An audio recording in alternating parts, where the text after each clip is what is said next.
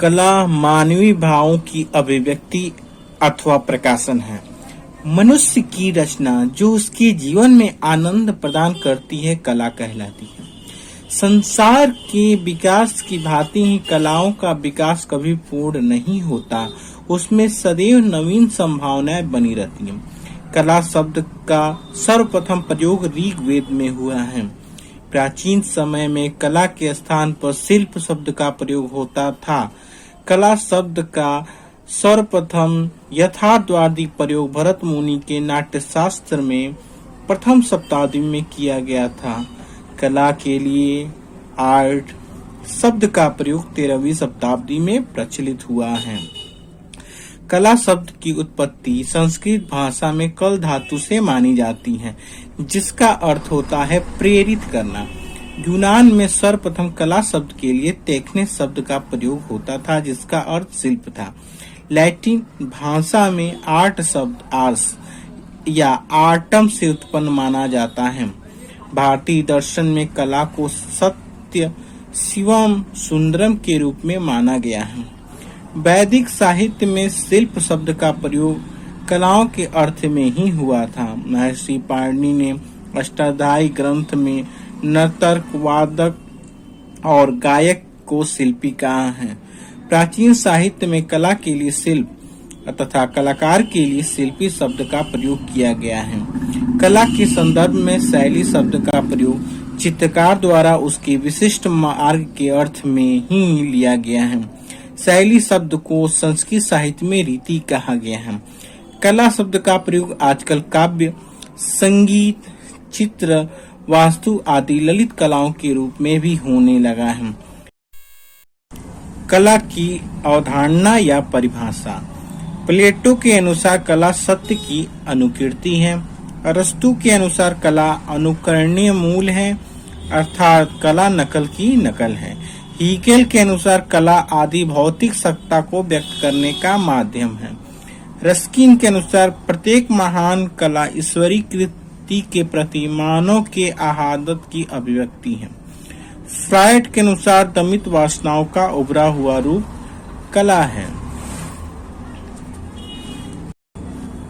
Croce के अनुसार वह प्रभा की आंतरिक अभिव्यक्ति है। टॉलस्टॉय के अनुसार भावपूर्ण क्रिया या अभिव्यक्ति को जो देखने वाले को उसी भाव में विलीन कर दे वही कला है।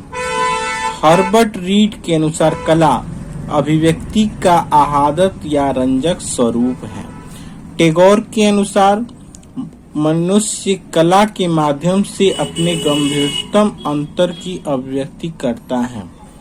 मैथिली शरण गुप्त के अनुसार अभिव्यक्ति की कुशल शक्ति कला है। स्पिनोजा के अनुसार कला भावनाओं की पवित्र अभिव्यक्ति है। गांधी जी के अनुसार आत्मा का ईश्वरीय संगीत कला है। वायरन के अनुसार मस्तिष्क की सृष्टि संबंधी चेष्टा ही कला है। हैजरिली के अनुसार कला कल्पनाओं और भावनाओं की भाषा है। पिकासो के अनुसार कला एक ऐसा असत्य है जिसमें सत्य का बोध होता है। आरजी कलिंगवुड के अनुसार कला जीवन की आधारशिला है। कला अपर्याप्तता के विरुद्ध विद्रोह है। अज्ञेय के अनुसार अब कला का वर्गीकरण। प्राचीन भारत में प्रकृति से कला को पृथक करने के लिए प्रकृति को देव शिल्प या ब्रह्मांडी कला कहा जाता है। देव शिल्प को ही यूरोप में कॉस्मिक आर्ट कहते हैं। कला को दो भागों में बांटा गया है, देव शिल्प और मानव शिल्प। मानव शिल्प के अनुसार कला के दो भाग हैं। पहले भाग में कारू शिल्प अथवा उपयोगी कला, दूसरा भाग चारु शिल्प अथवा ललित कला। हीगेल ने ललित कला को 5 भागों में बांटा है: काव्य कला, संगीत कला, चित्रकला, मूर्तिकला एवं वास्तु एवं स्थापत्य कला। हीगेल ने अपने वर्गीकरण हीगेलियन क्लासिफिकेशन ऑफ फाइन आर्ट में काव्य कला को सर्वश्रेष्ठ माना है। हीगेल ने विश्व की समस्त कला को 3 भागों में बांटा है: प्रतीकात्मक कला, सिंबॉलिक, वास्तुकला, शास्त्रीय कला दूसरा, और क्लासिकल मूर्ति कला। तीसरा है स्वच्छंद कला, रोमांटिक चित्र, काव्य संगीत। हीगल ने इंद्रियों के आधार पर कलाओं का वर्गीकरण दो भागों में किया है, दृश्य कला और श्रव्य कला। ललित कला में सौंदर्य की प्रधानता होती है, अर्थात यह सौंदर्यात्मक होती है। ललित कला को भारतीय विद्वानों के अनुसार 5 भागों में बांटा गया है। चित्रकला क्या है? इसका माध्यम रंग और ब्रश है। मूर्तिकला इसका माध्यम चूना व मिट्टी धातु। वास्तुकला इसका माध्यम प्रस्तर व सीमेंट आदि। संगीत कला इसका माध्यम स्वर और नाद। काव्य कला इसका माध्यम शब्द और अर्थ है। ग्रंथों में कलाओं का उल्लेख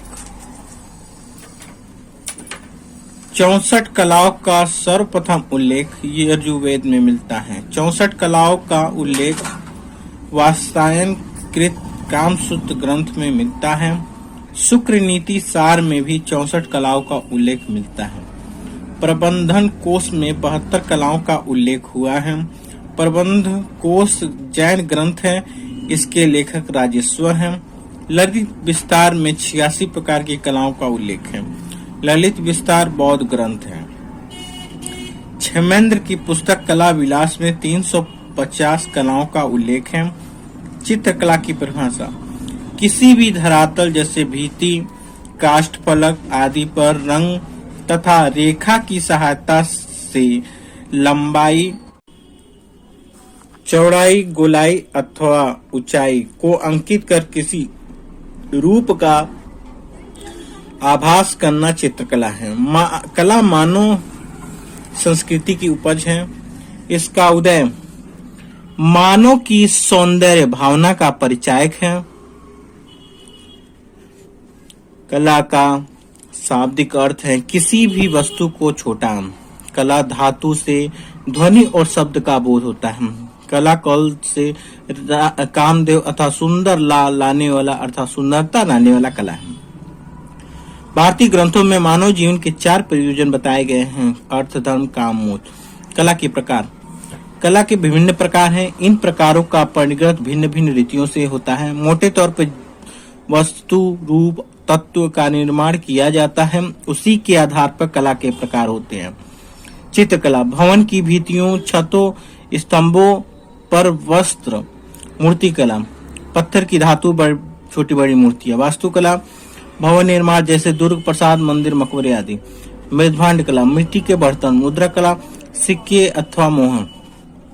जिन पदार्थों से कलाकृतियों का निर्माण किया जाता है उन पदार्थों के नाम के आधार पर कला के प्रकार हैं। चित्रकला भवन की भित्तियों, छतों या स्तंभों पर अथवा भोजपत्र पर। मृत्तिका कला मिट्टी से निर्मित कलाकृतियां। धातु कला कांसे, तांबे अथवा पीतल से बनाई गई मूर्तियां। प्रस्तर कला पत्थर से गढ़ी हुई आकृतियां। दंत कला हाथी के दांत से निर्मित कलाकृतियां। मूर्ति कला भी अपनी निर्माण शैली के आधार पर प्राय 2 प्रकार की होती है। मूर्ति कला जिसमें चारों ओर तराश कर मूर्ति का रूप दिया जाता है, ऐसी मूर्ति का अवलोकन आगे से, पीछे से तथा चारों ओर से किया जा सकता है। उत्कीर्ण कला इसमें पत्थर, चट्टान, धातु अथवा काष्ठ फलक पर उकेर कर रूपांकन किया जाता है, जिसमें आधी आकृति बनाई जाती है, जिसे अर्ध चित्र भी कहा जाता है। ये अर्ध चित्र भी 2 शैलियों से निर्मित होते हैं। हाई रिफिल इसमें गहराई को उभार कर तराशा जाता है ताकि आकृतियों में अधिक उभार आए। लो रिफिल इसमें हल्का तराशा जाता है। वात्स्यायन द्वारा रचित कामसूत्र में 64 कलाओं का वर्णन है, जिसमें चौथे स्थान पर आलेख्यन चित्रकला का वर्णन है। कामसूत्र के प्रथम अधिकरण के 3रे अध्याय के 11वीं शताब्दी में यशोधर पंडित ने जय मंगला नाम से टीका लिखी है। 6 अंगों का उल्लेख है। इसमें कहा गया है रूप भेदा प्रमाणानि भाव लावण्य योजनम सादृश्यम वणिका भंग इति चित्र संगकम। रूप भेद दृष्टि का ज्ञान और आकृतियों में भिन्नता माना जाता है। प्रमाण का मतलब होता है माप, तौल या आकृतियों को ठीक ठाक ज्ञान। भाव का मतलब होता है आकृतियों में दर्शक को चित्रकार के हृदय की भावना दिखाई दे या आंतरिक भावना की अभिव्यक्ति। लावण्य योजना कलात्मक तथा सौंदर्य का समावेश या वाह सौंदर्य की रूप। कलात्मक और सौंदर्य का समावेश और वाह सौंदर्य की रूप परिमिति। सादृश्य, आकृतियों में समानता। वर्णिका भंग, नाना वर्णों की सम्मिलित भंगिका को वर्णिका भंग कहते हैं। यह चित्रकला का सबसे कठिन साधना है। भारतीय चित्रकला के षडंग के प्रमुख तथ्य। यशोदा पंडित कृत जयमंगला टीका में 6 अंगों का उल्लेख है। रूप भेद, रूप भेद द्वारा आत्मा और चक्षु द्वारा रूप की पहचान होती है। उस प्राचीन ग्रंथ का नाम है जयमंगला। इसमें भारतीय कला के 6 अंगों का उल्लेख है। रूप भेद के द्वारा रूपों के बाहरी भेदों का अध्ययन किया जाता है। काम सूत्र ग्रंथ के टीकाकार यशोधर पंडित हैं। रूप भेद के द्वारा आकृतियों की भिन्नता और दृष्टि का ज्ञान प्रकट होता है। प्रमाण, आकृतियों का ठीक ठाक अनुपात प्रमाण कहलाता है। प्रमाण के द्वारा वस्तु का ब्यौरा प्रकट किया जाता है। अनुपात, प्रमाण, आकृतियों का ठीक ठाक अनुपात प्रमाण कहलाता है। प्रमाण के द्वारा वस्तु का ब्यौरा प्रकट किया जाता है। अनुपात लंबाई, चौड़ाई व शरीर रचना की माप प्रमाण के अंतर्गत आता है। कला आचार्यों ने प्रमाण की दृष्टि से 5 रूपों को बताया है। शुक्राचार्य ने पुरुष कीर्ति के 5 भेद बताए हैं। नर, क्रूर, असुर, वामन और कुमार। आकृतियां, मानव आकृतियां कैसी हैं? साधारण 8 ताल और उत्तम 9 ताल। भयानक मानव का 12 ताल, राक्षस 16 ताल, कुमार 8 ताल और बालक 5 ताल।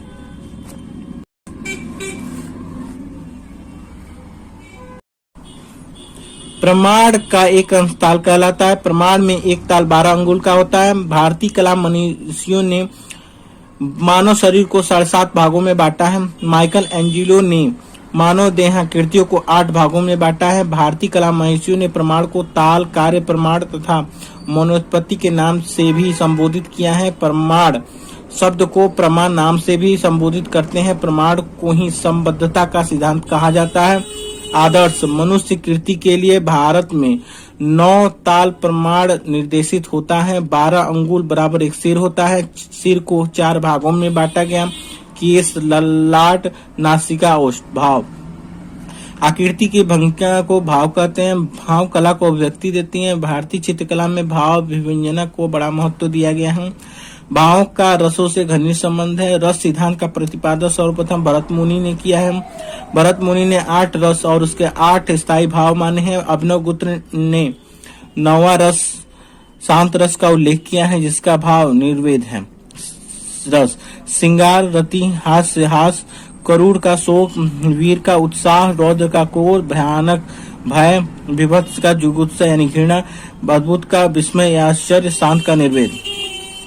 भाव किसी वस्तु के सौंदर्य को देखने के लिए सहायक होता है। चित्र सूत्र में कहा गया है कि घरों में श्रृंगार, हास्य और शांत रसों के चित्र देखने चाहिए। राजभवन तथा देवालय में भी सभी रसों का चित्र बनाए जा सकते हैं। विभाव के 2 भेद होते हैं, आलंब और उद्दीपन। अनुभाव के 3 भेद होते हैं, कायिक, मानसिक व सात्विक। संचारी भाव की संख्या 33 है।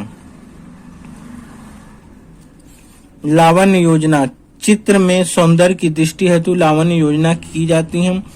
रूप कुमार ने उज्ज्वल और नीलमणि नामक ग्रंथ में कहा है कि जिस प्रकार हथेली पर रखे मोती को हिलाने से उसके अभ्यंतर से तरलता निकलती प्रतीत होती है, उसी प्रकार अंगों में लावण्य योजना झलकता है। लावण्य योजना का अर्थ है रूप का सौंदर्य अथवा वाह सौंदर्य होता है।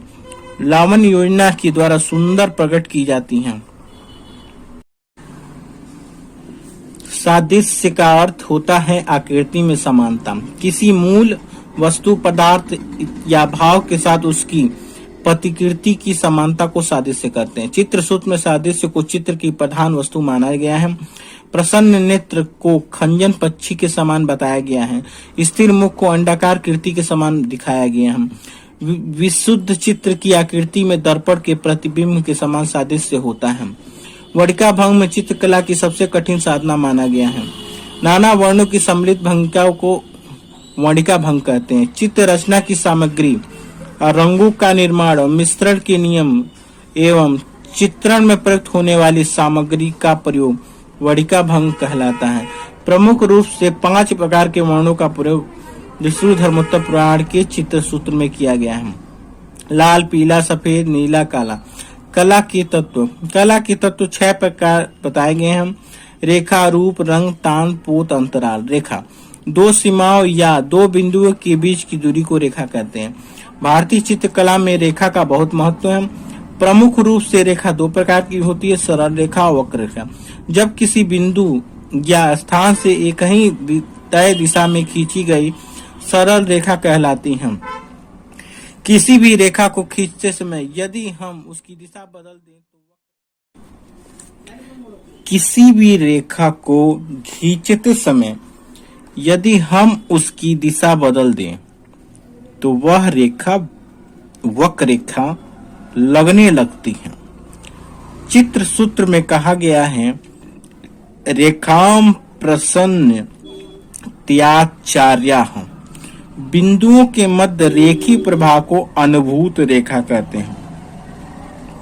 एक ही दिशा में बढ़ाई गई 2 रेखाएं जो किसी स्थान पर नहीं मिलती समांतर रेखा कहलाती हैं। एक ही स्थान पर बढ़ाई गई रेखाएं एक दिशा में आकर मिल जाए तो असमानांतर रेखाएं कहलाती हैं। यदि चित्रकला में रंग के साथ रेखा का महत्व है। रेखांकन 8 प्रकार का होता है। रेखा का प्रभाव 7 प्रकार के होते हैं। सीधी, खड़ी, लंबवत रेखा ऊंचाई और ऊर्ध्वगमन का प्रतीक है, जिसमें गौरव, दृढ़ता, संतुलन, स्थायित्व, आकांक्षा का प्रभाव होता है। खड़ी क्षैतिज रेखा पड़ी हुई रेखा या आधार रेखा होती है। इसमें प्रभाव स्थिरता, शांति, विस्तार, निष्क्रियता, विश्राम, आराम तथा मौन को प्रदर्शित करती है। कर्णवत रेखा को आड़ी रेखा भी कहा जाता है। इसमें प्रभाव, गति, नाटकीयता, व्याकुलता, क्रियाशीलता, उत्तेजना आदि है। कोड़ी रेखा में संघर्ष, आघात, असुरक्षा, व्याकुलता, अस्पष्टता, तीव्रता आदि प्रदर्शित होता है। एक पुंजीय रेखा में स्वच्छंदता, शक्ति, विस्तार, प्रसार, प्रकाश, शोभा, अभिलाषा, एकाग्रता आदि का प्रभाव प्रदर्शित होता है। चक्राकार रेखाएं उत्तेजना, शक्ति, गति, भ्रम आदि का प्रभाव प्रदर्शित होता है। प्रभावी रेखाओं में गति, सुंदरता, माधुर्य, निरंतरता, प्रभाव आदि का भाव प्रदर्शित होता है। रूप और आकृति, किसी घनत्व पूर्ण वस्तु की बनावट ही रूप आकृति है, जो अंतराल के किसी भाग को चारों ओर से घेरती है। रूप का निश्चित आकार एवं वर्ण होता है, जिसका क्षेत्र या स्थान है। रेखाओं के समान रंगों से भी आकृतियों की रचना में सहायता मिलती है। कला में रूप को किसी निश्चित उद्देश्य से संकेतित, सृजित अथवा विकसित किया जाता है। रूप को अंग्रेजी में फॉर्म कहते हैं। रूप 2 प्रकार के होते हैं, नियमित या सम्मात्रिक रूप अथवा नियमित या असम्मात्रिक रूप। नियमित आकार अथवा रूप अपने शेष अर्धभाग का ही विलोम है होता है, जैसे वृत्त, वर्ग, आयत, गिलास। अनियमित रूप का आधा शेष आधे भाग से मिलता जुलता नहीं है। इसमें बौद्धिक सृजना अधिक होती है। ये रूप अधिक रुचिकर होते हैं, जैसे हाथ, पैर, पेड़, पौधे, फूल, पत्ती, बादल, जानवर आदि। रूप के प्रभाव 5 प्रकार के होते हैं। प्लेटो ने रूप को 2 भेद बताए हैं, सापेक्ष तथा निरपेक्ष। आयताकार रूप में शक्ति, स्थायित्व तथा एकता का भाव प्रदर्शित होता है। त्रिभुजाकार रूप में सुरक्षा, विकास, शाश्वतता, अशांति आदि का भाव प्रदर्शित होता है। वर्गाकार रूप में स्थिरता, नीरसता एवं दृढ़ता का परिचायक है। गोलाकार रूप में शांति, सुरक्षा, लावण्य, गति आदि का भाव प्रदर्शित होता है। अंडाकार रूप में लावण्य, सौंदर्य, सृजनात्मक आदि का भाव प्रदर्शित होता है। विलोम त्रिभुजाकार रूप में लिप्तता तथा अशांति व असुरक्षा का भाव प्रदर्शित होता है। रंग प्रकाश का गुण है। मानव जीवन में वर्ण या रंग का महत्वपूर्ण स्थान है। वर्ण की उत्पत्ति प्रकाश से हुई है। रंग या वर्ण किसी वस्तु के गुण की बजाय प्रकाश का गुण है। वर्ण के 3 प्रधान गुण होते हैं: रंगत, मान, वैल्यू, सघनता, क्रोमा। रंगों का स्वभाव प्रकृति को रंगत कहते हैं, जैसे लालपन, पीलापन आदि। मान रंगत के हल्केपन व गहरेपन का सूचक या घोतक होता है। रंगों की सघनता का अभिप्राय प्रायः चटकदार रंगों से होता है। रंग में चटकपन शुद्धता के कारण होता है। प्राथमिक रंग 3 होते हैं। यह रंग किसी भी रंग के मिश्रण से नहीं बनते। ये रंग स्वाभाविक होते हैं। पदार्थ की रंगतें 3 होती हैं: लाल, पीला, नीला। प्रकाश की रंगतें 3 होती है: लाल, हरा और नीला। किन्हीं 2 प्राथमिक रंगों को मिलाने से द्वितीयक रंग प्राप्त होते हैं। जैसे लाल को पीला मिलाए तो नारंगी होगा, पीला को नीला मिलाए हरा, और नीला को लाल मिलाए तो बैगनी। प्राथमिक तथा द्वितीयक रंग के मिश्रण से तृतीयक रंग या मध्यवर्ती रंग बनते हैं। तृतीयक रंगों की संख्या 6 होती है। प्राग के अनुसार तृतीयक रंग ऑलिव, रसेट और सिट्रन होते हैं। मनोवैज्ञानिक आधार पर रंगतें 4 होती हैं: लाल, पीला, नीला व हरा। पीले रंग में प्रकाश की मात्रा सबसे अधिक होती है। लाल रंग में कंपन गति सबसे कम होती है। लाल रंग की रंगत तरंग लंबाई सबसे अधिक होती है। सर्वप्रथम दृष्टि को आकर्षित करने वाला रंग लाल है, जिसे अग्रगामी रंग कहते हैं। यह उष्ण या गर्म रंग होता है। बैंगनी रंग की तरंग लंबाई सबसे कम होती है। इस रंग की कंपन गति सबसे अधिक होती है। काले व सफेद रंग की अनुभूति रोड्स के द्वारा होती है। लाल, पीला व नीला आदि रंगों की अनुभूति कोन्स के द्वारा होती है। कोन्स के ठीक ढंग से काम न करने पर वर्णांधता होती है। काले व सफेद रंग को तटस्थ रंग कहा जाता है। श्वेत तथा श्याम रंग को उदासीन रंग या धूसर रंग कहते हैं, या एक्रोमेटिक वर्णशून्यता भी कहते हैं। वर्ण चक्र के प्राथमिक रंगों के परस्पर सामने के रंग पूरक रंग कहलाते हैं। इनमें एक रंग प्रथम श्रेणी का होता है और दूसरा तृतीय श्रेणी का होता है। जैसे लाल का पूरक हरा और पीले का पूरक बैगनी और नीले का नारंगी। वर्ण चक्र के आमने सामने के वर्ण विरोधी रंग कहलाते हैं। लाल, पीला, नारंगी रंग उष्ण स्वभाव के रंग हैं। ये वर्ण सूर्य के रंग के समीप होते हैं। इसकी तरंग गति सबसे अधिक होती है। इसको अग्रगामी रंग कहते हैं। हरा और नीला रंग ठंडा या शीत वर्ण होता है। इस रंग की तरंग गति सबसे कम होती है। इसको पृष्ठगामी रंग कहते हैं। अष्टपटल के पार्श्व भाग में रोड्स अथवा कोन्स 2 सूक्ष्म तंतु ग्रंथियां होती हैं। विष्णु धर्मतत्व पुराण और शिल्प रत्न में प्राथमिक रंगों को सुधा वर्ण और मूड वर्ण कहा जाता है। धर्म चक्र में निकटवर्ती रंग है और एक ही परिवार के रंग हैं, जो समीपवर्ती रंग वर्ण कहलाते हैं। जैसे पीला का नारंगी और नारंगी का, इसमें पीला रंग सभी में उपस्थित हो।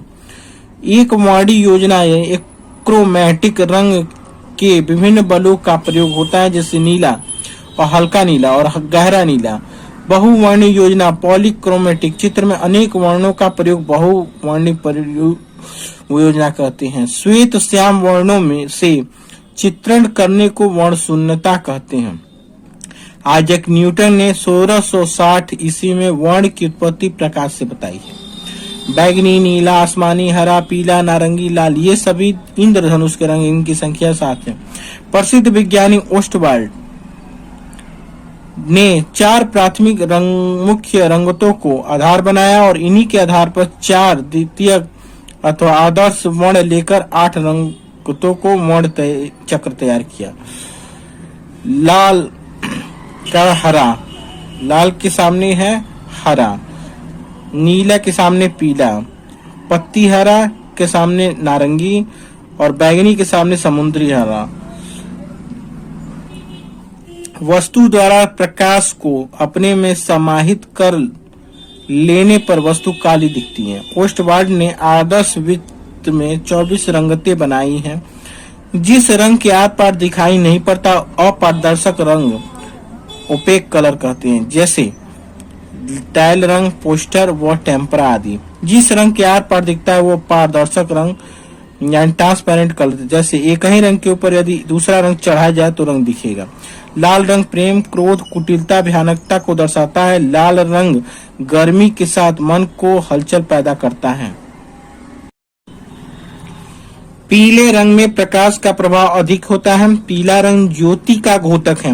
नारंगी रंग ज्ञान को प्रकट करता है। नीला रंग शीतलता का प्रकट करता है और शांति और अहिंसा का प्रतीक है। काला रंग शोक, अज्ञानता, विरोध और बुराई का प्रतीक है। हरा रंग समृद्धि, ताजगी को प्रकट करता है।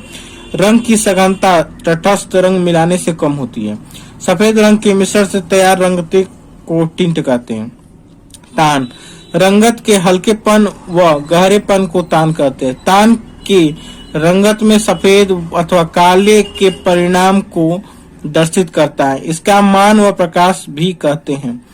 तान के प्रयोग से द्विआयामी धरातल पर त्रिआयामी प्रभाव उत्पन्न किया जा सकता है। चित्र में तान का प्रयोग संपूर्ण चित्र में होता है। तान के मुख्य भेद है प्रकाश, मध्यम प्रकाश, छाया, पोत। किसी वस्तु के धरातल के बुनावट के गुण को पोत कहते हैं। चित्र में के अंतराल में एक सतह को पोत की सहायता से भंग किया जाता है। धरातल की बुनावट को छूने से जो ज्ञान प्राप्त होता है वो स्पर्श ज्ञान कहते हैं। पोत प्रमुख रूप से 3 प्रकार के होते हैं: प्राप्त पोत, अनुकृत पोत और सृजित पोत। प्रकृति निर्मित वस्तुओं को धरातलीय गुण प्राप्त पोत कहलाता है। प्राप्त पोत का सबसे अच्छा उदाहरण शिला चित्र को माना जाता है। प्रकृति पद्धत पोत का अनुकरण करके निर्मित किए जाने वाले पोत को अनुकृत पोत कहते हैं। अनुकृत पोत का सबसे अच्छा उदाहरण कंपनी शैली के चित्रों को माना जाता है। सृजित पोत 20वीं सदी की खोज है। अंतराल चित्र का वह तत्व है जो प्रत्येक रूपाकार एवं तत्वों को अपने में समाहित करता है। द्विआयामी चित्र भूमि ही चित्र का अंतराल होती है। अंतराल कलाकार का क्षेत्र होता है। अंतराल वह स्थान है जिसमें कोई स्पर्शनीय वस्तु स्थित होती है। कला मर्मज्ञों ने अंतराल को प्रथम स्थान न देकर अंतिम स्थान दिया है। कोरे धरातल का रिक्त स्थान ही अंतराल है। क्षैतिज एवं ऊर्ध्व रेखाओं के प्रयोग से प्राय द्विआयामी अंतराल का प्रभाव उत्पन्न किया जाता है। चित्र भूमि के अंतराल को सम विभाजन तथा असम विभाजन में बांटा गया है। सम विभाजन चित्र भूमि के केंद्र से सभी दिशाओं में समान कोण अथवा चाप अंकित किए जाते हैं। चित्र भूमि में जितने भाग बनेंगे सब में संतुलन रहेगा। असम विभाजन में चित्र में गति तथा तनाव उत्पन्न करने हेतु अंतराल का असम विभाजन किया जा सकता। चित्रतल का वह भाग जो हमें मुख्य रूप से आकर्षित करता है सक्रिय अंतराल कहलाता है। चित्र की प्रधान एवं महत्वपूर्ण आकृति अंकित हो। चित्र का शेष भाग जो प्राय पृष्ठभूमि के रूप में रहता है सहायक अंतराल कहलाता है। अंतराल को ग्रंथों में भूमि बंधन, स्थान निरूपण के नाम से जाना जाता है। सम्रांगण सूत्रधार में अंतराल को भूमि बंधन के नाम से जाना जाता है। विष्णु धर्मोत्तर पुराण में अंतराल को स्थान के नाम से जाना जाता है। अभिलाषितार्थ चिंतामणि में अंतराल को स्थान निरूपण के रूप में जाना जाता है। स्वर्णिम विभाजन पद्धति का सिद्धांत यूनान वासियों ने दिया। चित्र संयोजन का सब मनुष्य अपनी विचारधारा में एक व्यवस्था चाहता है। इसी व्यवस्था को कला की भाषा में प्रबंधनात्मक एवं संयोजन कहते हैं। संयोजन सिद्धांत के प्रमुख रूप से 6 हैं: संयोग, सामंजस्य, संतुलन, लय, प्रभाव, प्रभाविता, प्रमाण। संयोग को इंग्लिश में यूनिटी कहते हैं, सामंजस्य को हार्मोनी, संतुलन को बैलेंस और लय प्रभाव को राइथम और प्रभाविता को डोमिनेंस और प्रमाण को प्रोपोर्शन यूनिटी यानी सहयोग। सहयोग का प्रमुख कार्य संयोजन को बिखराव से बचाना होता है। चित्र में विभिन्न तत्वों के तर्क संबंध का संयोजन करते हैं। कला के तत्वों का ऐसा संयोजन जो चित्र में समस्त अवयव की एक सूत्रता उत्पन्न करे, जिससे एक ही भाव व्यक्त हो, एकता कहलाता है। सहयोग दो प्रकार के होते हैं, साधारण तथा जटिल सहयोग। सामंजस्य और हार्मोनी। सामंजस्य कला सृजन के वह सिद्धांत है जिसके अनुसार चित्रण के सभी तत्व मेल खाते प्रतीत हो, चित्र में निरर्थक तत्व न हो पाए जाए। चित्र में सामंजस्य को रेखा सामंजस्य के रूप में रंग सामंजस्य आदि प्राप्त किया जाता है। उस रंगों का प्रयोग सामंजस्य में सहायक होता है। एक या अनेक संदर्भों में समानता रखने वाले कला तत्वों को समन्वय को ही सामंजस्य होता है। संतुलन। कलागत तत्वों की व्यवस्था को संतुलन बैलेंस करते हैं। संतुलन प्रकृति का मूलभूत सिद्धांत है। संतुलन का मुख्य उद्देश्य आकर्षण हो, अनुचित रूप से केंद्रीयकृत एवं असंतुलित होने से बचाना है। संतुलन दो प्रकार के होते हैं, औपचारिक एवं अनौपचारिक। जब समान भार अथवा आकर्षण केंद्र से बराबर की दूरी पर हो तो इस प्रकार का संतुलन औपचारिक संतुलन कहलाता है। जब असमान भार अथवा आकर्षण केंद्र से विभिन्न दूरी पर संतुलित रहे तो अनौपचारिक संतुलन होता है। चित्र में वर्ण के बड़े क्षेत्र का प्रभाव शांत रहना चाहिए, जब छोटे क्षेत्रों में विरोधाभास रहना चाहिए तो वर्ण संतुलन में हो। वर्ण संतुलन में विस्तृत क्षेत्र में ठंडे रंगों का प्रयोग, लघु क्षेत्रों में गर्म रंग का प्रयोग होना चाहिए। लय प्रभाव रहित। सामंजस्यपूर्ण अवयवों की पुनरावृत्ति से उत्पन्न निरंतरता को लय कहते हैं। किसी चित्र में लय, गति, सुव्यवस्थित स्वरूप जिसमें दृष्टि विचलित निर्बाध हो सके, लय गति को प्रस्तुत करता है। प्रभाव समस्त तत्व को मिलकर उत्पन्न करते हैं। कला में प्राण आता है लय से। प्रभाविता। जब किसी चित्र की रचना में दृष्टिगत प्रभाव को महत्व दिया जाता है तब वहां प्रभाविता का सिद्धांत प्रयोग होता है। चित्र के संयोजन को व्यवस्थित रूप देने हेतु प्रभाविता का पालन अनिवार्य है। किसी एक आकृति को अन्य आकृतियों की तुलना में प्रमुखता देना प्रभाविता कहलाता है। प्रभाविता का सर्वश्रेष्ठ उदाहरण अजंता गुफा में एक में बोधिसत्व पद्मपाणी में देखने को मिलता है। प्रमाण। प्रमाण को संबद्धता का सिद्धांत लॉ ऑफ रिलेशनशिप कहा जाता है। प्रमाण का संयोजन से तात्पर्य आकृतियों को संयोजन में किस अनुपात में विभाजित किया जाए। प्रमाण को भी एक मूलभूत प्राकृतिक सिद्धांत है जो आकार एवं अनुपात से संबंधित होता है। आकृतियों का अपना प्रमाण लंबाई चौड़ाई का संबंध है तथा सभी आकृतियों का एक दूसरे से संबंध है। शिल्प शास्त्रों में भी अनेक प्रकार के प्रमाणों का वर्णन प्राप्त होता है, जिसमें ताल और अंगुल प्रमाण के द्वारा प्रस्तुत किया गया है। परिप्रेक्ष्य। छह विधि। पर्सपेक्टिव। परिप्रेक्ष्य एक वैज्ञानिक सिद्धांत है जिसके द्वारा चित्र में दूरी या गहराई प्रभाव को उत्पन्न किया जाता है। चित्र में परिप्रेक्ष्य से द्विआयामी धरातल को त्रिआयामी प्रभाव उत्पन्न किया जाता है। परिप्रेक्ष्य की खोज पूर्ण जागरण काल से माना जाता है। परिप्रेक्ष्य दो रूप से दो प्रकार के होते हैं, रेखी और वायवीय। वस्तु को देखते समय तीन आयामों लंबाई चौड़ाई और गहराई का भ्रम उत्पन्न करना ही परिप्रेक्ष्य है। चित्र धरातल में केवल लंबाई एवं चौड़ाई दो आयाम होते हैं। रेखी परिप्रेक्ष्य में रंगों के धुंधलेपन के अतिरिक्त इसमें पृष्ठगामी रूप का क्षय हो जाता है और पीछे की ओर जाती हुई समानांतर रेखा एक निश्चित कोण पर झुकती हुई प्रतीत होती है, जैसे संदूक, भवन, घन आदि। और दूर की वस्तु धुंधली एवं पास की वस्तु चमकदार दिखाई देती है, इसे वायवी परिप्रेक्ष्य कहते हैं। रेखी परिप्रेक्ष्य आवश्यक अंग निम्न है। रेखी परिप्रेक्ष्य आवश्यक अंग निम्न है। चित्रतल, स्थिर बिंदु, दृष्टि बिंदु, दृष्टिपथ, क्षितिज रेखा और दृश्य बिंदु। भारतीय शिल्प शास्त्रों में कला के लिए प्राविधिक ज्ञान आवश्यक बताया गया है।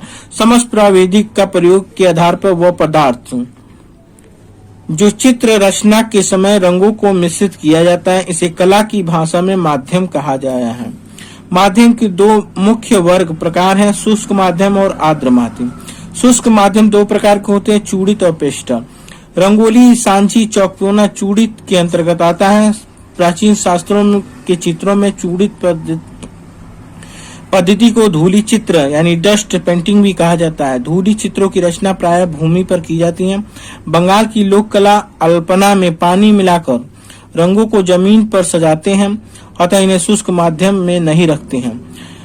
पेस्टल सर्व शुद्ध और साधारण माध्यम है, यह शुष्क माध्यम है। पेस्टल रंग के लिए कागज खुरदरा होना चाहिए। पेस्टल रंगों को धरातल पर स्थायी करने के लिए फिक्सेटिव घोल को लगाते हैं। पेस्टल रंग में फिक्सेटिव का प्रयोग में सूखे रंगों का प्रयोग करते हैं। पेस्टल रंग के प्रयोग 15वीं शताब्दी के आरंभ में और 16वीं शताब्दी में दिखाई देने लगा है। पेस्टल रंग का सफल प्रयोग 20वीं शताब्दी के यूरोपीय कलाकार एडगर देगा ने किया, जिन्होंने इस माध्यम को अन्य माध्यमों के मिश्रण से नए प्रभाव उत्पन्न किए। पेस्टल तेल पेस्टल साधारण पेस्टल रंगों की अपेक्षा अधिक स्थायी है। जल रंग, जल रंग की खोज 18वीं शताब्दी में पाल सेंडबाई ने इंग्लैंड में की। जल रंग का प्रयोग मुख्यतः कागज पे किया गया है। जल रंग चित्रण के लिए सेबल नामक हिरन के बालों की तुलिका सर्वोत्तम रहती है। जल रंग में ट्यूब और टिक्कियों के रूप में आते हैं। ट्यूब के रंगों की अपेक्षा टिक्कियों के रंग अधिक उत्तम होते हैं। जल रंग चित्रण हेतु मोटा और कड़ा कागज उपयुक्त रहता है। चीन में निर्मित कागज जल रंगों के कार्य के लिए सर्वोत्तम माना जाता है। जल रंग चित्रण के लिए कैंट, फेब्रियानो और सैंडर्स और कार्टिज आदि वाट्समैन के धरातल का प्रयोग में लाए जाते हैं। वाट्समैन कागज का उत्पादन इंग्लैंड में जे वाट्स कंपनी में होता है। जल रंग में लाइट टू डार्क के आधार पर कार्य किया जाता है और जल रंग चित्रण में हाईलाइट दिखाने के लिए कागज को श्वेत छोड़ देते हैं। जल रंग में सफेद रंग को मिला देने से पारदर्शिता खत्म हो जाती है। तकनीक की दृष्टि से जल रंग दो श्रेणियों में आता है। पारदर्शी है वाश, ग्लेजिंग, आला, प्राइमा, स्पंजिंग और वेराइगेटेड, और अपारदर्शी में स्पटलिंग, स्कबलिंग, ड्राई ब्रशिंग, ग्वाश, ओपेक आदि। गोद में से अपारदर्शी रंग को ग्वाश कहते हैं। जल रंग में कागज साधारणतः 3 श्रेणियों से प्राप्त होते हैं, चिकना, माध्यम और मोटा। पेंसिल की खोज 1662 ईस्वी में इंग्लैंड में H.L. फेबर ने किया था। कंपनी से पेंसिल कंपनी की स्थापना 1761 ईस्वी में इंग्लैंड में हुई थी। पेंसिल का सर्वप्रथम प्रयोग मिस्र वासियों द्वारा 16वीं शताब्दी में किया गया। पेंसिल के लिए सीडार की लकड़ी अच्छी मानी जाती है। पेंसिल में काला वाला ग्रेफाइट से निर्मित होता है। एच पेंसिल हार्ड होती है। H2H 3H 4H जितना बढ़ेगा उतना ही हार्डनेस होगा। बी पेंसिल सॉफ्ट और मुलायम होती है, जैसे B 2B 3B 4B 5B 6B जितना बढ़ेगा उतना ही मुलायम होगी और ब्लैकनेस होगा। एचबी पेंसिल एच हार्डनेस और ब्लैक, डी से ब्लैकनेस का घोतक है। पेंसिल 15 डिग्री एंगल पर दिखाई पड़ती है। आधुनिक लेड पेंसिल के आविष्कार N.J. कांटे थे। ईगल पेंसिल की कंपनी की स्थापना बावेरियन अप्रवासी डैनियल बिरोजाइमर ने 1856 में न्यूयॉर्क शहर में किया। सामान्य पेंसिल की लंबाई 19 सेंटीमीटर यानी 7.5 इंच होती है। सामान्य पेंसिल गोल और हेक्सागोनल होती है। सर्वश्रेष्ठ पेंसिल HB पेंसिल को माना जाता है। टाइल चित्रण मध्यकालीन माध्यम है। इस पद्धति का चित्रांकन स्थायी रहता है और इसमें चमक भी रहती है। यूरोप में इसका प्रचलन व्यापक हुआ है। तैल रंग का खोज 14वीं शताब्दी में आइक बंधु जॉन वान आइक ने नीदरलैंड हॉलैंड में किया था। तैल रंग गहरे से हल्का डार्क टू लाइट लगाया जाता है। तैल रंग के लिए सर्वोत्तम चित्रभूमि कैनवास होती है। तैल रंग चित्रण के लिए माध्यम के रूप में साधारण तारपीन का तेल या अलसी का तेल लिंसीड ऑयल का प्रयोग होता है। तैल रंग में कैनवास मुख्यतः लिनेन या सूती कॉटन इन दोनों के मिश्रण के धागे से बनता है। तैल रंग में चित्रण के लिए हॉग हेयर सुअर के बालों वाली तुलिका सर्वश्रेष्ठ होती है। तैल चित्रण में डीपर का प्रयोग किया जाता है। तैल रंग चित्रण की तकनीक स्कम्बलिंग, ड्राई बर्सिंग तथा ब्रोकन कलर है। चीड़ के पेड़ से प्राप्त लीसा को तारपीन का तेल यानी टर्पेंटाइन ऑयल कहते हैं। तैल रंगों को मोम के साथ मिश्रित कर लगाने की क्रिया को एनकास्टिंग कहते हैं। टेम्परा चित्रण की वह विधि है जिसके माध्यम के रूप में किसी बंधक या पायस का प्रयोग होता है। चित्र बनाते समय रंगों को तैल तथा जलीय दोनों प्रकार के तत्वों से युक्त द्रव माध्यम का प्रयोग टेम्परा कहलाता है। टेम्परा का माध्यम द्रव अवस्था में जल में घुलनशील होता है, किंतु सूखने के पश्चात उसकी सतह पर जल अथवा तैल की माध्यम से पुनः कार्य किया जाता है। टेम्परा शब्द टेम्पर से बना हुआ है, जिसका अर्थ है पदार्थों को करना या बल उत्पन्न करना। टेम्परा चित्रण के लिए चित्रभूमि कागज, ताड़पत्र, चूने द्वारा तैयार भीति सतह होती है। टेम्परा चित्रण के लिए चूने द्वारा तैयार भीति सर्वोत्तम मानी जाती है। टेम्परा चित्रण के लिए सेवल या ब्रिशल तुलिका उपयुक्त होती है। टेम्परा चित्रण में विभिन्न परतों पर कार्य किया जाता है। आर्द्र माध्यम के अंतर्गत जल रंग, तैल रंग, एक्रेलिक आदि माध्यम आते हैं। प्रारंभिक यूनान शव पेटिका पर किए गए चित्रण में टेम्परा का प्रयोग किया गया था। टेम्परा चित्रण के लिए धरातल, जिप्सम ग्राउंड और केसिंग ग्राउंड और इनामेल लगी धातु प्लेट आदि पर कार्य किया जाता है। एक्रेलिक रंग की खोज 20वीं शताब्दी में संडे पेंटर्स ने फ्रांस इस माध्यम में काम किया। एक्रेलिक चित्रण का सफल प्रयोग लैटिन ग्रुप द्वारा अमेरिका में 1920 में किया गया। एक्रेलिक का जल एवं तैल दोनों माध्यम का प्रयोग किया गया है। एक्रेलिक रंग पारदर्शी तथा अपारदर्शी होता है। एक्रेलिक रंगों में ग्लास, मैट, जेल माध्यम का प्रयोग होता है। एक्रेलिक सबसे आधुनिक जल रंग माध्यम है।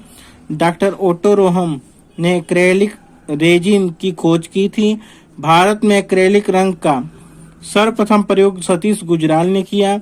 रंगों द्वारा धरातल पर चित्रण करना पेंटिंग कहलाता है, परंतु रंगों को धरातल पर जिस विधि से प्रयुक्त किया जाता है वह तकनीक कहलाती है। तुलिका, नाइफ, स्पैटुला की सहायता से धरातल पर सघन अपारदर्शी रंगों को लगाना इम्पेस्टो कहते हैं। इम्पेस्टो का आरंभ ब्रिटिश चित्रकार जॉन ब्रेट बाय ने किया। भित्ति चित्रण की रचना परंपरा बहुत प्राचीन है।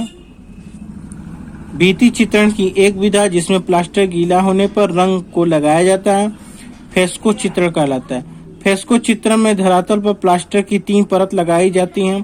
फ्रेस्को की 2 तकनीक होती है, फ्रेस्को सेको और फ्रेस्को पिनो। फ्रेस्को पिनो में फ्रेस्को चित्रण करते हैं। दीवार पर बने चित्रों को भित्ति चित्र कहते हैं। भित्ति चित्र परंपरा की शुरुआत जोगीमारा से माना जाता है।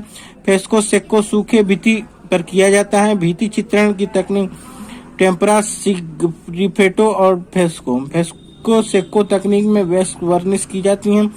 सिग्रिफेटो का विकास 13वीं शताब्दी में यूरोप में हुआ। नीचे वाली परत को खुरचना सिग्रिफेटो कहलाता है। सिग्रेफिटो को जिस टूल से प्रथम अंकन खुरचा जाता है उसे स्टाइलस कहा जाता है। क्रेयॉन से बने चित्रों पर डामर वर्निश प्रयुक्त की जाती हैं। दो रंगों को प्रत्यक्ष धरातल पर बार बार लगाकर मिश्रण का प्रभाव उत्पन्न करना दृष्टिगत मिश्रण ऑप्टिकल मिक्सर कहलाता है। वाष्प विधि। वाष्प विधि का आरंभ पुनरुत्थान काल में ही महत्वपूर्ण रहा है, जिसका प्रयोग सर्वप्रथम अवनींद्रनाथ की कृतियों में मिलता है। जल रंग चित्रण की एक विधा जिसमें एक रंग को बार बार धरातल पर लगाकर सूखने पर बार बार धोना, पुनः रंगना, पुनः धोना वाष्प कहलाता है। वाष्प चित्रण बंगाल स्कूल से माना गया है। सेग्न्यून ड्राइंग 14वीं शताब्दी में प्रचलित है। रंग की एक परत लगाने के पश्चात पेस्टल स्टिक से कणवत संघात लगाकर पोत की रचना करते हुए विविधता को दर्शाना फेदरिंग कहलाता है। किसी खुरदुरी सतह वाले धरातल पर कागज रखकर यदि उसके ऊपर रंग को चपटा करके घिसेंगे तो धरातल पर पोत कागज पर बन जाएगा, जिसे फ्राटेज कहते हैं। माध्यम और प्रविधि की शब्दावली। पेस्टल रंग के लिए एक धरातल खुरदुना होना चाहिए। रंग को हल्केपन और गहरेपन को तान करते हैं। किसी एक आकृति और अन्य आकृतियों की तुलना में प्रमुखता देना प्रभाविता कहलाता है। परिपेक्ष लैटिन मूल का शब्द है। जिस स्थान पर खड़े होकर कलाकार दृश्य को देखता है स्थिर बिंदु कहलाता है। क्षितिज रेखा के वे बिंदु जहाँ आकृतियों की दोनों अथवा तीनों ओर की सीमा रेखाएं आकर मिलती हैं और दृश्य बिंदु कहलाता है। स्थिर बिंदु को दृष्टि से मिलाने वाली रेखा को दृष्टिपथ कहते हैं। किसी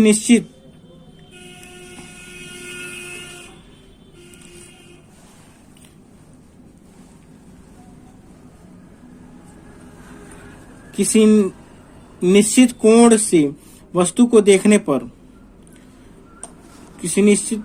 पर उसमें लघुता आ जाती है तो स्थिर जंग लघुता कहते हैं। जो प्रधान रंग के कणों को बांधता है उसे बाइंडर कहते हैं। कैनवास यानी क्लॉथ पर फ्रेम लगा कसने के पश्चात उस स्तर की जो परतें लगाई जाती है भूमि बंधन कहते हैं। जब चित्र पूर्ण रूप से सूख जाए तो वार्निश का प्रयोग करना चाहिए। तैल चित्रों में जिस स्टैंड पर रखा जाता है चित्रकार किया उसे इजल कहते हैं। जल रंग कागज को गीला करके बोर्ड पर कागज ब्राउन टेप से चिपकाया जाता है तो माउंटिंग कहते हैं। छोटे छोटे बिंदुओं द्वारा छाया प्रकाश का ध्यान रखते हुए चित्रण को बिंदु वर्तना यानी स्पटलिंग कहलाता है। स्पंजिंग, स्मूडिंग अर्थात कठोर किनारों को अंगूठे या उंगली की सहायता से मिक्स या रब करते हुए कठोरता को कम करना स्पूमेटो कहलाता है। इंटेग्लियो में वह तकनीक जो जल रंग वाष्प के समान प्रभाव उत्पन्न करती है एक्वाटिन कहलाती है। रंगों को मिश्रण करने के लिए लकड़ी या प्लास्टर की प्लेट को रंग पैलेट कहते हैं। दो रंगों को कोमलता पूर्वक कैनवास पर तूलिका से मिश्रित करने को ब्लेडिंग कहते हैं। ड्राई ब्लेडिंग करने के लिए कागज को कसकर लपेटकर पेंसिल के आकार का टूल को टारचान कहते हैं। रंगों की बूंदों को धरातल पर डालकर मुंह से फूंक मारना, स्ट्रा की सहायता से फूंक मारकर कलात्मक पोत की रचना करना ब्लोन प्लाट्स कहलाता है। बिना किसी मिश्रण के रंगों को अलग अलग स्टूक लगाना जो मोजाइक के समान प्रभाव उत्पन्न करे ब्रोकन कलर कहते हैं, जिसका प्रयोग कांस्टेबल ने किया था। तूलिका, नाइफ, स्पैटुला की सहायता से धरातल पर सघन अपारदर्शी रंगों को लगाना इम्पैटो कहलाता है। सूखे हुए कठोर ब्रश या टूथ ब्रश से रंगीन धरातल उंगली के अग्रभाग से स्प्रे करना स्पैटरिंग कहलाता है। तैल रंगों से चित्रण करने में यदि धरातल पर गाढ़ा रंग लग जाए तो उसे कागज की सीट से सोख लिया जाता है, उसे टांकिंग कहते हैं। एक ही कोट में संपूर्ण चित्र को एक बार में पूर्ण करना आला प्राइमा कहलाता है। जॉन कांस्टेबल ने रंगों को सीधे कैनवास पर लगाने के लिए ग्रेसाइल पद्धति का आविष्कार किया। रंग की एक परत सूख जाने पर रंग की दूसरी पारदर्शक परत लगाना जिससे नीचे वाली परत दिखाई देती है ग्लेजिंग कहलाती है। कागज की कतरन धरातल पर चित्रण के स्थान पर विभिन्न वस्तुओं को चिपकाकर जो रचना की जाती है उसे कोलाज कहते हैं। टिंजांटिंग टूल का प्रयोग जावा निवासी मोम लगा के लिए करते थे। बाटिक चित्रण में क्रैक्स लगाने लाने के लिए पैराफिन मोम अधिक मात्रा में मिलाया जाता है। ट्राई एंड डाई को जापान में शिबोरी कहते हैं। टाइल चित्रण मध्यकालीन माध्यम है। इस पद्धति का चित्रांकन स्थायी रहता है और इसमें चमक भी रहती है। यूरोप में इसका प्रचलन व्यापक हुआ है। तैल रंग का खोज 14वीं शताब्दी में आइक बंधु जॉन वान आइक ने नीदरलैंड हॉलैंड में किया था। तैल रंग गहरे से हल्का डार्क टू लाइट लगाया जाता है। तैल रंग के लिए सर्वोत्तम चित्रभूमि कैनवास होती है। तैल रंग चित्रण के लिए माध्यम के रूप में साधारण टारपीन का तेल या अलसी का तेल लिंसीड ऑयल का प्रयोग होता है। तैल रंग में कैनवास मुख्यतः लिनेन या सूती काटन इन दोनों के मिश्रण के धागे से बनता है। तैल रंग में चित्रण के लिए हॉग हेयर सुअर के बालों वाली तुलिका सर्वश्रेष्ठ होती है। तैल चित्रण में डीपर का प्रयोग किया जाता है। तैल रंग चित्रण की तकनीक स्कम्बलिंग, ड्राई बर्सिंग तथा ब्रोकन कलर है। चीड़ के पेड़ से प्राप्त लीसा को तारपीन का तेल यानी टर्पेंटाइन ऑयल कहते हैं। तैल रंगों को मोम के साथ मिश्रित कर लगाने की क्रिया को एन कास्टिंग कहते हैं। टेम्परा चित्रण की वह विधि है जिसके माध्यम के रूप में किसी बंधक या पायस का प्रयोग होता है। चित्र बनाते समय रंगों को तैल तथा जलीय दोनों प्रकार के तत्वों से युक्त द्रव माध्यम का प्रयोग टेम्परा कहलाता है। टेम्परा का माध्यम द्रव अवस्था में जल में घुलनशील होता है, किंतु सूखने के पश्चात उसकी सतह पर जल अथवा तैल की माध्यम से पुनः कार्य किया जाता है। टेम्परा शब्द टेम्पर से बना हुआ है, जिसका अर्थ है पदार्थों को कहा करना या बल उत्पन्न करना। टेम्परा चित्रण के लिए चित्रभूमि कागज, ताड़पत्र, चूने द्वारा तैयार भीति सतह होती है। टेम्परा चित्रण के लिए चूने द्वारा तैयार भीति सर्वोत्तम मानी जाती है। टेम्परा चित्रण के लिए सेवल या ब्रिशल तुलिका उपयुक्त होती है। टेम्परा चित्रण में विभिन्न परतों पर कार्य किया जाता है। आर्द्र माध्यम के अंतर्गत जल रंग, तैल रंग, एक्रेलिक आदि माध्यम आते हैं। प्रारंभिक यूनान शव पेटिका पर किए गए चित्रण में टेम्परा का प्रयोग किया गया था। टेम्परा चित्रण के लिए धरातल, जिप्सम ग्राउंड और केसिंग ग्राउंड और इनामेल लगी धातु प्लेट आदि पर कार्य किया जाता है। एक्रेलिक रंग की खोज 20वीं शताब्दी में संडे पेंटर्स ने फ्रांस इस माध्यम में काम किया। एक्रेलिक चित्रण का सफल प्रयोग लैटिन ग्रुप द्वारा अमेरिका में 1920 में किया गया। एक्रेलिक का जल एवं तैल दोनों माध्यम का प्रयोग किया गया है। एक्रेलिक रंग पारदर्शी तथा अपारदर्शी होता है। एक्रेलिक रंगों में ग्लास, मैट, जेल माध्यम का प्रयोग होता है। एक्रेलिक सबसे आधुनिक जल रंग माध्यम है। डॉक्टर ओटो रोहम ने एक्रेलिक रेजिन की खोज की थी। भारत में एक्रेलिक रंग का सर्वप्रथम प्रयोग सतीश गुजराल ने किया। रंगों द्वारा धरातल पर चित्रण करना पेंटिंग कहलाता है, परंतु रंगों को धरातल पर जिस विधि से प्रयुक्त किया जाता है वह तकनीक कहलाती है। तुलिका, नाइफ, स्पैटुला की सहायता से धरातल पर सघन अपारदर्शी रंगों को लगाना इम्पेस्टो कहते हैं। इम्पेस्टो का आरंभ ब्रिटिश चित्रकार जॉन ब्रेट बाय ने किया। भित्ति चित्रण की रचना परंपरा बहुत प्राचीन है। भित्ति चित्रण की एक विधा जिसमें प्लास्टर गीला होने पर रंग को लगाया जाता है फ्रेस्को चित्रण कहलाता है। फ्रेस्को चित्रण में धरातल पर प्लास्टर की 3 परत लगाई जाती हैं। फ्रेस्को की 2 तकनीक होती है, फ्रेस्को सेको और फ्रेस्को पिनो। फ्रेस्को पिनो में फ्रेस्को चित्रण करते हैं। दीवार पर बने चित्रों को भित्ति चित्र कहते हैं। भित्ति चित्र परंपरा की शुरुआत जोगीमारा से माना जाता है। फ्रेस्को सेको सूखे भित्ति पर किया जाता है। भित्ति चित्रण की तकनीक टेम्परा, सिग्रिफेटो और फ्रेस्को सेको तकनीक में वर्निश की जाती है। सिग्रिफेटो का विकास 13वीं शताब्दी में यूरोप में हुआ। नीचे वाली परत को खुरचना सिग्रिफेटो कहलाता है। सिग्रेफिटो को जिस टूल से प्रथम अंकन खुरचा जाता है उसे स्टाइलस कहा जाता है। क्रेयॉन से बने चित्रों पर डामर वर्निश प्रयुक्त की जाती हैं। दो रंगों को प्रत्येक धरातल पर बार बार लगाकर मिश्रण का प्रभाव उत्पन्न करना दृष्टिगत मिश्रण ऑप्टिकल मिक्सर कहलाता है। वाष्प विधि। वाष्प विधि का आरंभ पुनरुत्थान काल में ही महत्वपूर्ण रहा है, जिसका प्रयोग सर्वप्रथम अवनींद्रनाथ की कृतियों में मिलता है। जल रंग चित्रण की एक विधा जिसमें एक रंग को बार बार धरातल पर लगाकर सूखने पर बार बार धोना, पुनः रंगना, तुरंत धोना वाष्प कहलाता है। वाष्प चित्रण बंगाल स्कूल से माना गया है। सेग्न्यून ड्राइंग 14वीं शताब्दी में प्रचलित है। रंग की एक परत लगाने के पश्चात पेस्टल स्टिक से कणवत संघात लगाकर पोत की रचना करते हुए विविधता को दर्शाना फेदरिंग कहलाता है। किसी खुरदुरी सतह वाले धरातल पर कागज रखकर यदि उसके ऊपर रंग को चपटा करके घिसेंगे तो धरातल पर पोत कागज पर बन जाएगा, जिसे फ्राटेज कहते हैं। माध्यम और प्रविधि की शब्दावली। पेस्टल रंग के लिए एक धरातल खुरदुना होना चाहिए। रंग को हल्केपन और गहरेपन को तान करते हैं। किसी एक आकृति और अन्य आकृतियों की तुलना में प्रमुखता देना प्रभाविता कहलाता है।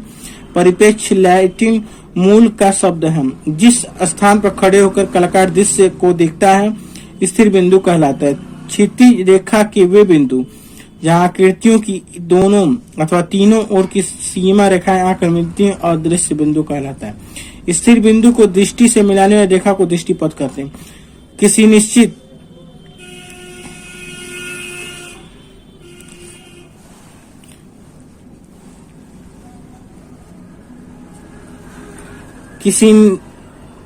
कोण से वस्तु को देखने पर उसमें लघुता आ जाती है तो स्थिर जंग लघुता कहते हैं। जो प्रधान रंग के कणों को बांधता है उसे बाइंडर कहते हैं। कैनवास यानी क्लॉथ पर फ्रेम लगा कसने के पश्चात उस स्तर की जो परतें लगाई जाती है भूमि बंधन कहते हैं। जब चित्र पूर्ण रूप से सूख जाए तो वार्निश का प्रयोग करना चाहिए। तैल चित्रों में जिस स्टैंड पर रखा जाता है चित्रकार किया उसे इजल कहते हैं। जल रंग कागज को गीला करके बोर्ड पर कागज ब्राउन टेप से चिपकाया जाता है तो माउंटिंग कहते हैं। छोटे छोटे बिंदुओं द्वारा छाया प्रकाश का ध्यान रखते हुए चित्रण को बिंदु वर्तना यानी स्पटलिंग कहलाता है। स्पंजिंग स्मूडिंग अर्थात कठोर किनारों को अंगूठे या उंगली की सहायता से मिक्स या रब करते हुए कठोरता को कम करना स्पूमेटो कहलाता है। इंटेग्लियो में वह तकनीक जो जल रंग वाष्प के समान प्रभाव उत्पन्न करती है एक्वाटिन कहलाती है। रंगों को मिश्रण करने के लिए लकड़ी या प्लास्टर की प्लेट को रंग पैलेट कहते हैं। दो रंगों को कोमलता पूर्वक कैनवास पर तूलिका से मिश्रित करने को ब्लेडिंग कहते हैं। ड्राई ब्लेडिंग करने के लिए कागज को कसकर लपेटकर पेंसिल के आकार का टूल को टारचान कहते हैं। रंगों की बूंदों को धरातल पर डालकर मुंह से फूंक मारना स्ट्रा की सहायता से फूंक मारकर कलात्मक पोत की रचना करना ब्लोन प्लाट्स कहलाता है। बिना किसी मिश्रण के रंगों को अलग अलग स्टूक लगाना जो मोजाइक के समान प्रभाव उत्पन्न करे ब्रोकन कलर कहते हैं, जिसका प्रयोग कांस्टेबल ने किया था। तूलिका नाइफ स्पेटुला की सहायता से धरातल पर सघन अपारदर्शी रंगों को लगाना इम्पैटो कहलाता है। सूखे हुए कठोर ब्रश या टूथ ब्रश से रंगीन धरातल उंगली के अग्रभाग से स्प्रे करना स्पैटरिंग कहलाता है। तैल रंगों से चित्रण करने में यदि धरातल पर गाढ़ा रंग लग जाए तो उसे कागज की शीट से सोख लिया जाता है, उसे टंकिंग कहते हैं।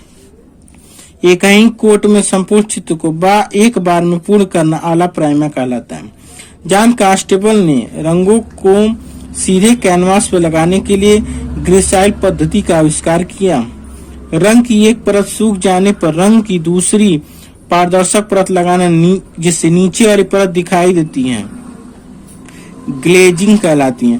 कागज की कतरन धरातल पर चित्रण के स्थान पर विभिन्न वस्तुओं को चिपकाकर जो रचना की जाती है उसे कोलाज कहते हैं। टिंजांटिंग टूल का प्रयोग जावा निवासी मोम लगा के लिए करते थे। बाटिक चित्रण में क्रैक्स लगाने लाने के लिए पैराफिन मोम अधिक मात्रा में मिलाया जाता है। ट्राई एंड डाई को जापान में शिबोरी कहते हैं। कैनवास पर कार्य करते समय हाथ टिकाने के लिए प्रयुक्त स्टिक को माही स्टिक कहते हैं। पास रेखाएं खींचकर छाया प्रकाश के प्रभाव को दर्शाना हैचिंग कहलाता है। तैल रंगों में मोम लगाकर हल्का सा गर्म करके कैनवास पर लगाना एनकास्टिंग कहलाता है। खसड़ा एक स्केच है। रूप के अंदर निहित भाव को अर्थसार कहते हैं। जनसाधारण जीवन से संबंधित चित्रों को जेनर पेंटिंग कहते हैं। चीड़ के पेड़ से निकलते हुए लीसा से तारबीन का तेल प्राप्त होता है। विभिन्न आकृतियों की सज्जा हेतु अनेक प्रकार के बेल बूटे से चित्रण करने को अलंकृत कारिक कला कहते हैं। चेहरा स्क्यूरो का अर्थ छाया एवं प्रकाश का संतुलन प्रयुक्त है। चेहरा स्क्यूरो का प्रयोग लियोनार्डो दा विंची ने किया था। व्यवहारिक कार्यों में काम करने वाली कला को व्यापारिक कला कहते हैं।